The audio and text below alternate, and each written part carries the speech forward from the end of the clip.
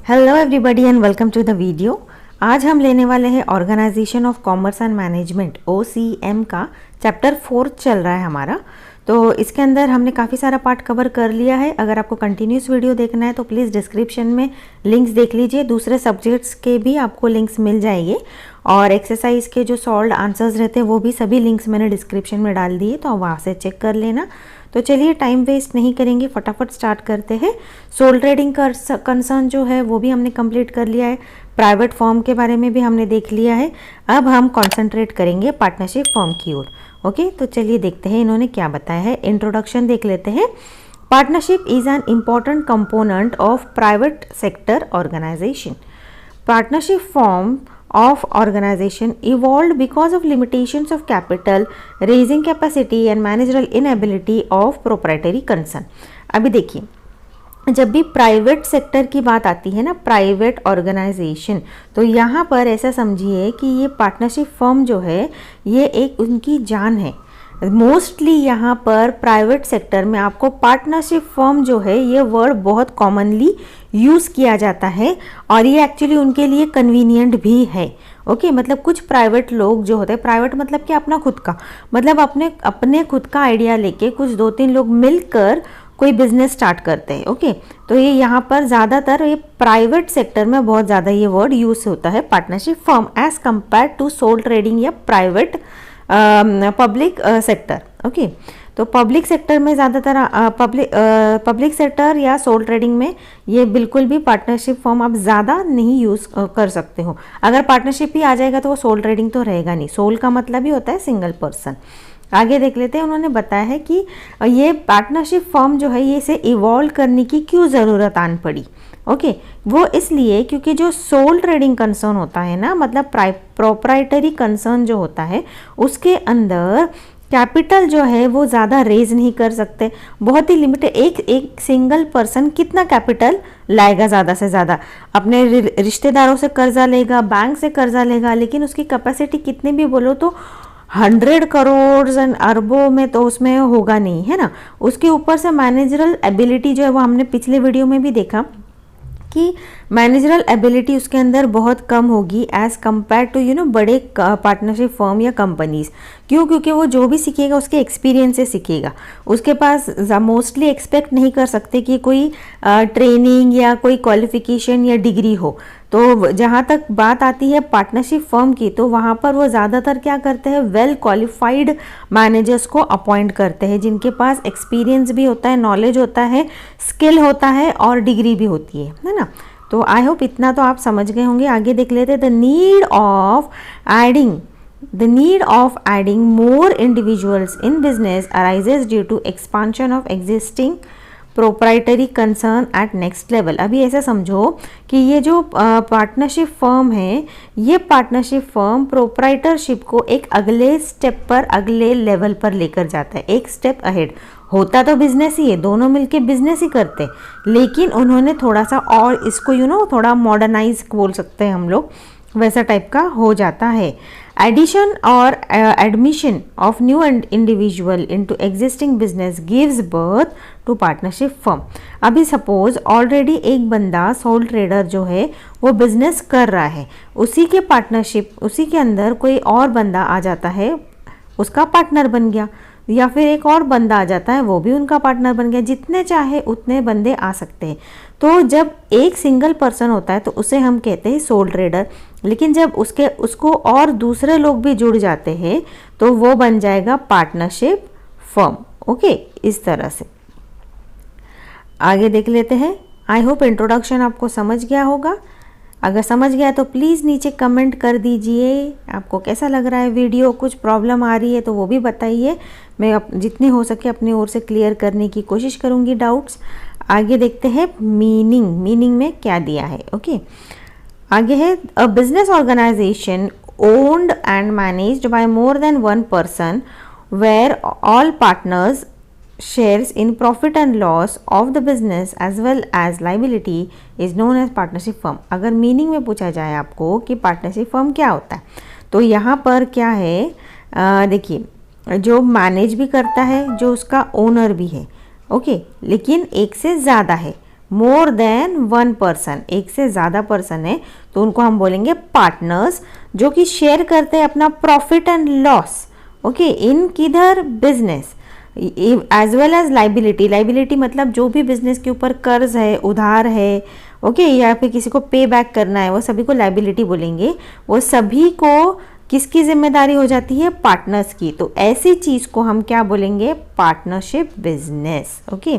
मतलब जहाँ पर मालिक भी एक से ज़्यादा लोग होंगे, वो मैनेज भी करेंगे, और जहाँ पर प्रॉफिट शेयरिंग लॉसेस भी ज़्यादा लोगों में होगा, और जो लाइबिलिटी होगी वो भी ज़्यादा लोगों में होगी, उस चीज़ को हम टर्म करेंगे पार्टनरशिप बिजनेस। आगे देख लेते हैं डेफिनेशन। ये मैं आपको रीड आउट करके दे देती हूँ, ये आपको पूरा लर्न करना होगा। अगर आप डेफिनेशन भी डालते हो, अगर एग्जाम में मीनिंग पूछा है डेफिनेशन भी डालते हो, तो काफ़ी अच्छे मार्क्स मिलने की पॉसिबिलिटी आपको हो जाती है, ओके। तो देख लेते हैं, मैं बस रीड आउट करती हूँ, लेकिन आप लर्न कर लेना अच्छे से, ओके।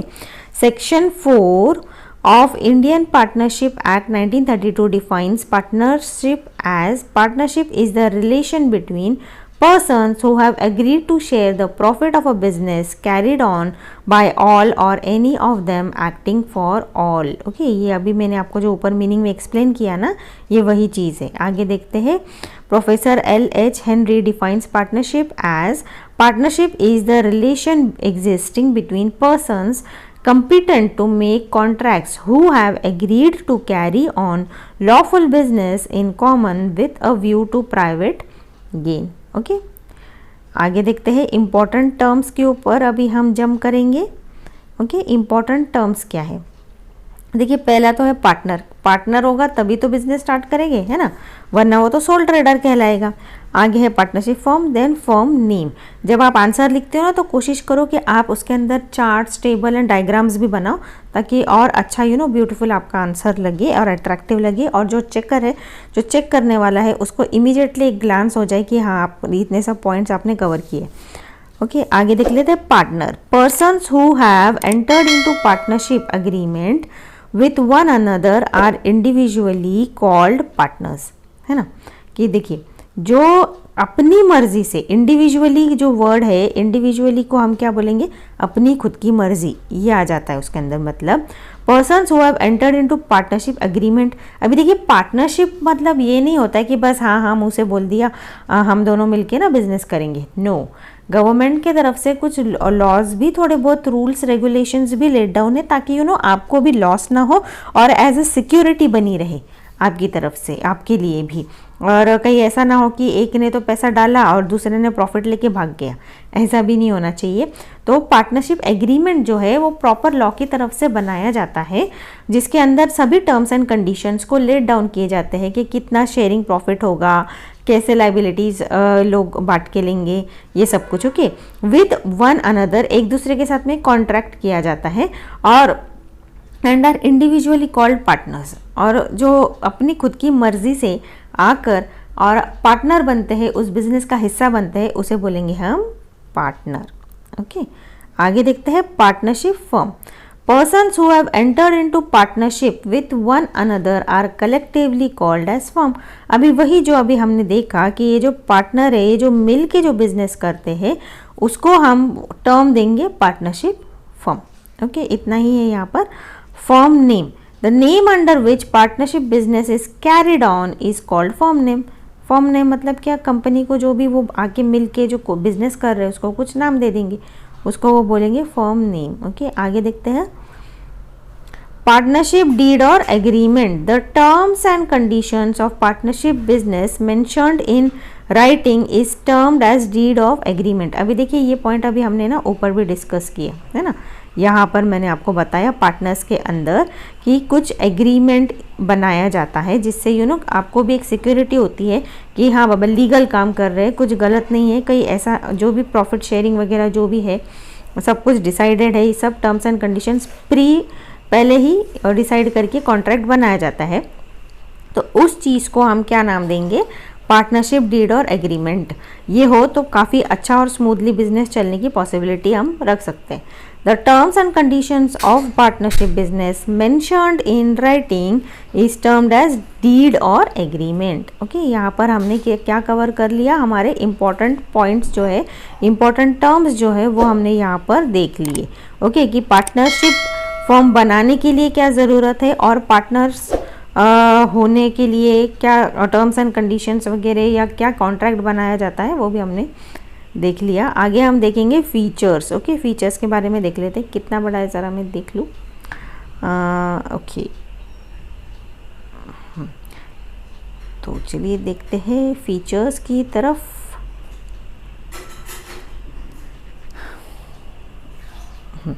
तो पहला तो देखिए अग्रीमेंट, अभी हमने ऊपर भी देखा अग्रीमेंट बनाना ज़रूरी है। तो partnership is an outcome of an agreement between 2 और more persons who are conducting partnership business for earning profit. अभी देखिए पार्टनर जो बिजनेस होता है ना, पहले तो वो है कौन सा बिजनेस है, प्राइवेट सेक्टर, प्राइवेट बिजनेस कर रहे हैं। प्राइवेट बिजनेस का हमने पहले भी देखा है कि इनका मेन मोटो क्या होता है। एक मिनट मैं यहाँ पर ले लेती हूँ पेज। देखिए पहला तो है वो प्राइवेट बिजनेस। प्राइवेट बिजनेस का मेन मोटो क्या होता है, टू अर्न प्रॉफिट, है ना, प्रॉफिट होता है मेन अर्न करना, ये हमने पहले भी काफ़ी बार देखा है।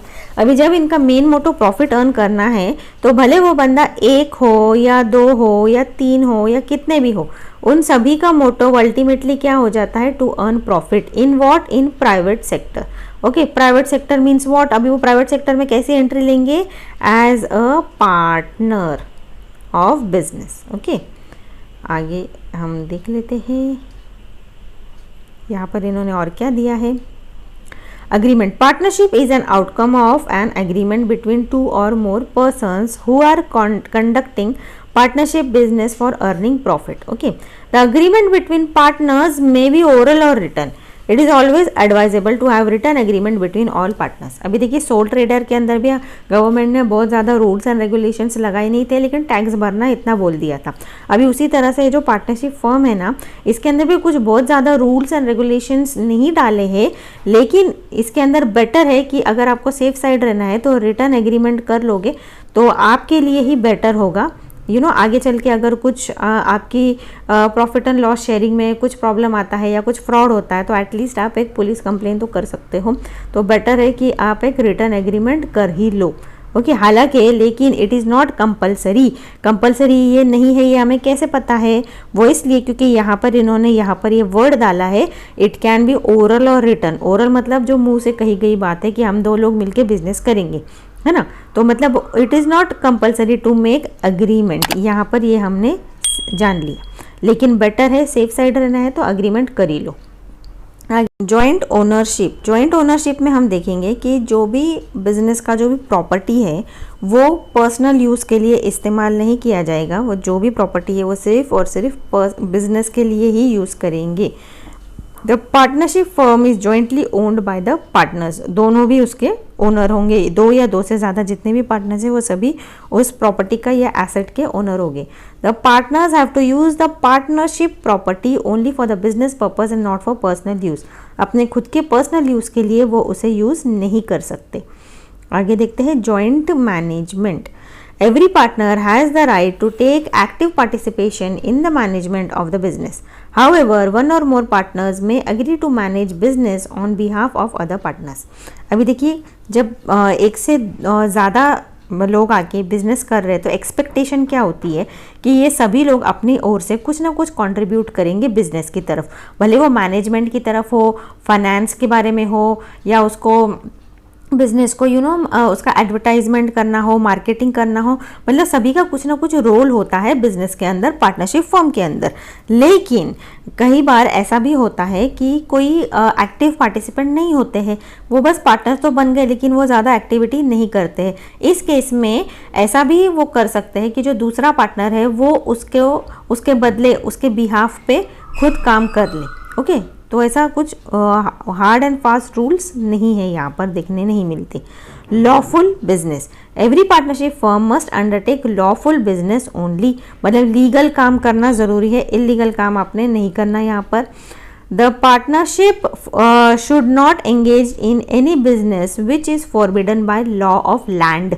लॉ ऑफ लैंड का मतलब होता है कि ज़मीनी तौर पे ह्यूमंस को या एनिमल्स को, किसी को भी आपने कुछ तकलीफ़ पहुँचे या उनकी हेल्थ को कुछ हार्मफुल पहुँचे या एनवायरनमेंट को कुछ गलत हो रहा है आपकी कोई एक्टिविटी से, तो इस तरह के काम आपने नहीं करने। The partnership firm can not be formed to carry out any unlawful business. Okay, कोई भी इलीगल या अनलॉफुल जो कि गवर्नमेंट के अंदर भी लेट डाउन है, रिस्ट्रिक्शंस उसके ऊपर है, ऐसे काम आपने नहीं करने हैं, इलीगल काम आपने नहीं करने हैं। Example, partnership formed to smuggle goods, sale of illegal arms, जैसे कि गन्स वगैरह इलीगल सेल करना, ड्रग्स वगैरह इलीगल सेल करना, ये सब कुछ गलत है, ये नहीं कर सकते आप। लाइबिलिटी देख लेते हैं आगे। लाइबिलिटी के बारे में क्या है? The liability of each partner is unlimited, joint and several. Okay, अभी ये अनलिमिटेड, जॉइंट एंड सेवरल का मतलब क्या होता है? देखिए, सोल ट्रेडर का भी हमने देखा था, इट इज़ अनलिमिटेड। अनलिमिटेड का मतलब ये होता है कि आपको अगर अपना बिजनेस वाइंड अप करना है या सपोज नहीं भी वाइंड अप कर रहे हैं, आपके ऊपर लाइबिलिटी है और वो चुकानी है आपको, ओके, तो उसके लिए आपको अपने पर्सनल प्रॉपर, अगर आपको कम पड़ रहा है बिजनेस के एसेट्स बेचकर भी पैसा कम पड़ रहा है आपके लाइबिलिटीज़ या आपके कर्ज चुकाने के लिए, तो उस केस में आपको अपनी पर्सनल प्रॉपर्टीज़ को भी बेचना होगा, ओके, ताकि आप वो सभी चीज़ें आप अपने जो आपके ऊपर कर्ज है वो आप चुका सको, ताकि आप बैड डेब्ट्स ना हो जाओ। ओके, अगर नहीं है तो किसी और से कर्ज लो और फिर चुकाओ, लेकिन आपको चुकाना तो ज़रूरी है। आगे देखते हैं, unlimited liability arises when the asset of the firm are not sufficient to pay off claims. वही जो मैंने आपको बताया, claims of creditors. The private properties of the partners are attach to satisfy such claim. मतलब अगर आपको company का या अपना जो पार्टनरशिप का जो एसेट्स वगैरह जो आपने खरीदे होंगे या पैसा जो कैश जो भी है, अगर आपको कम पड़ रहा है तो आप अपनी पर्सनल प्रॉपर्टी बेच कर आप क्रेडिटर का पैसा चुकाओगे। आगे देखते हैं, joint liability indicates that each and every partner is jointly liable with other partners for the debts of the firm. मतलब हर एक पार्टनर की पर्सनल प्रॉपर्टी पे आप जा सकते हो, सेल करने के लिए अगर आपको कम पड़ रहा है। ऐसा नहीं कि एक ही का सब कुछ बेच रहे हो दूसरे का कुछ नहीं, सबका इक्वल जो शेयरिंग रेशियो होगा उस हिसाब से सब कुछ लिया जाएगा। वेदर इनकर्ड बाय हिमसेल्फ और by other partner as agent of the firm. अभी देखिए, कई बार ऐसा होता है कि ऐसी डील की जाती है कि भले एक पार्टनर डील करेगा या वही ज़्यादा एक्टिव रहेगा उस कॉन्ट्रैक्ट में या फिर उस प्रोजेक्ट में, लेकिन अगर उसके अंदर लॉस होता है तो जितने भी पार्टनर्स होते हैं ना, उन सभी पार्टनर्स को लॉस बेयर करना होगा अपने अपने शेयरिंग रेशियो के हिसाब से। ऐसा नहीं कि बाबा तू ही मीटिंग में था और मैं मीटिंग अटेंड नहीं किया तो मैं उसका लॉस शेयर नहीं करूँगा, नहीं, क्योंकि वो पार्टनर्स है तो उन्हें लॉस भी शेयर करना होगा और प्रॉफिट भी शेयर करना होगा। आगे, several liabilities indicate that each and every partner is individually and separately liable for the debts of the firm, whether incurred by himself or by other partners as agent of the firm। अभी वही मतलब भले उस project को करते वक्त एक 4 partner में से एक पार्टनर भी भले एक्टिव ना हो तो भी अगर उसमें लॉस होता है तो जॉइंट एंड सेवरल का मतलब होता है कि सभी अपने अपने शेयरिंग रेशो या अपने इक्वली जैसा भी उनके बीच में डिसाइड होगा, अपने अपने हिसाब से वो सभी लॉस शेयर करेंगे और लाइबिलिटीज़ को चुकाएंगे। ओके, आगे देखते हैं, number of partners. A partnership firm must have minimum 2 persons at any time during the entire life of the partnership firm. Maximum partner permitted are 50. Okay, the partnership firm है, देखिए कम से कम कितना होना चाहिए पार्टनरशिप फॉर्म बनाने के लिए? कम से कम 2 पर्सन होना चाहिए। ओके, 2 बंदे होना चाहिए और ज़्यादा से ज़्यादा हमें कितना लिमिटेशन दिया है? 50 का, 50 से आगे नहीं, तो इतना ही दिया है यहाँ पर। आगे देखते हैं, principal agent relationship. Every partner in the joint owner of the business and partners take part in the management of the firm. Okay, joint owner जितने भी है वो सभी अपना अपना रोल प्ले करेंगे, पार्ट करेंगे अपना। 10, every partner assumes 2 roles in business to each other within firm. They are acting as a principal while dealing with the outsider or while representing firm they are acting as agent of the firm। अभी यहाँ पर ना उनकी एक identity को उन्होंने नाम दे दिया है कि जब भी वो फर्म के अंदर होते हैं तो हर एक पार्टनर जो है वो एज अ प्रिंसिपल होता है प्रिंसिपल, मतलब हर कोई प्रिंसिपल का मतलब तो आप जानते हो, मतलब हर एक के पास कुछ ना कुछ पावर है, सबके पास है मतलब। और जब वो किसी बाहर वाले से बात कर रहे हैं या डील कर रहे हैं तो वहाँ पर वो कैसा उनका पोजीशन डील उसको नाम टाइटल देंगे, it will be as a agent. Okay, तो आई होप आपको इतना समझ गया होगा। अभी मैं अगले वीडियो में यहाँ पर जो 8th पॉइंट है यहाँ से हम स्टार्ट करेंगे। ओके, तो अगर आपको समझ गया है तो कैसा लगा वीडियो प्लीज़ नीचे डिस्क्रिप्शन में कमेंट बॉक्स में अपना व्यू लिख दीजिए। मुझे बहुत अच्छे लगते हैं आपके कमेंट्स और मैं ज़रूर आपको रिप्लाई करूँगी। कैसा लगा वीडियो ज़रूर बताएं, कुछ नहीं समझा पॉइंट तो वो भी बताएं, मैं अपनी तरफ से कोशिश करूँगी आपको समझाने की। और चलिए मिलते हैं अगले वीडियो में। अगर आपके फ्रेंड्स हैं तो प्लीज़ उनके साथ शेयर करिए ताकि उनके भी डाउट्स क्लियर हो जाए सब्जेक्ट को लेकर। काफ़ी सारे सब्जेक्ट्स हमने क्लियर कर लिया है, सेक्रेटरियल प्रैक्टिस भी कवर कर लिया है, पूरा का पूरा एक्सप्लेनेशन के साथ आंसर्स भी दे दिए हैं। और अभी हमारा organisation of commerce and management चल रहा है, अकाउंटेंसी भी थोड़ा बहुत चल रहा है हमारा। सभी के लिंक्स आपको डिस्क्रिप्शन में मिल जाएगी। कोशिश करिए पूरा वीडियो देखिए ताकि कोई भी इंपॉर्टेंट चीज़ आपसे मिस ना हो। ओके, तो चलिए bye bye, have a good day.